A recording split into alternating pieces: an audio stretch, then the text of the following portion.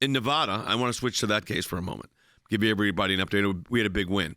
The school board tried to get the case dismissed. You remember the facts of the case. Student is into the drama class, and then it goes from bad to worse pretty quickly, Cece. Yeah.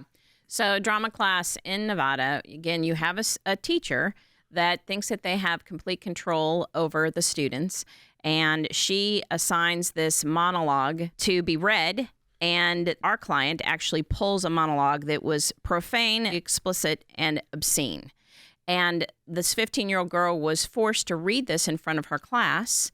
Meanwhile, when her mother finds out what is going on in the classroom, she goes to a school board meeting to let the school board know what's going on. And as she's reading just the first 2 sentences of what this poor girl had to read, just the first 2 sentences, she gets shut down immediately because the school board doesn't want to hear that kind of profanity. Let me take you inside the school board right now. This is what happened when the mother went to read what the daughter was required to read. This will be horrifying for me to read to you, but that will give you perspective on how she must have felt when her teacher required her to memorize this and to act it out in front of her entire class. I don't love you. It's not you. It's just, I don't like your dick, or any dick in that case.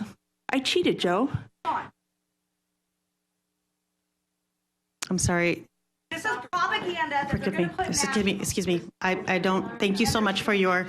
Thank you for your comment. Forgive me. We're not using profanity. Simply, this is a public meeting. I asked for decorum. If you don't want me to read it to you, what was that like for my 15-year-old daughter to have to memorize? Here's what it's like for your 15-year-old daughter. She just won in federal court. Beat back the motion to dismiss the school board filed to try to silence her. There is a claim also of tortious claim for assault and battery. The teacher inappropriately touching the student. And then you have, of course, the student's First Amendment claims both under the U.S. Constitution and under the Constitution for the state of Nevada. So here's what you have. An outrageous action by a teacher who knew what was in this monologue and mandated that the student say it anyways, even when the student was, and of course the student was 14, 15 years old, but knew, Andy, not to say this. This really makes me sick. This is what our schools have degenerated into. Yes, unfortunately. Some teacher coming up with a filthy, profane, obscene dialogue and going to a 15-year-old kid and telling her to memorize it and read it before a class. And when the mother recites that in open school board meeting, the chairman of the school board says, we don't use profanity.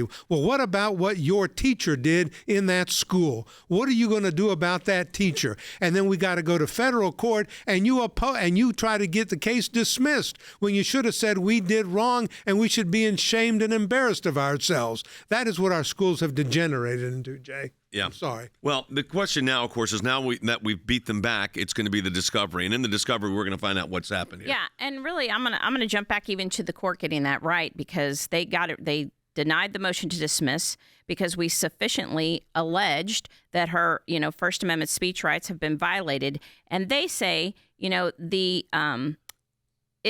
that monologue lacked a legitimate pedagogical purpose, which means it was not a benefit to the education, which is exactly what Andy's saying. We have these teachers that go kind of rogue and require these monologues and different things to be read, and it has no benefit to the education. So we are in discovery, and we actually have found some interesting things in discovery in this case. So it'll be interesting to see this go forward. Obviously, the court denied the motion to dismiss, so we are going forward with this case. All right.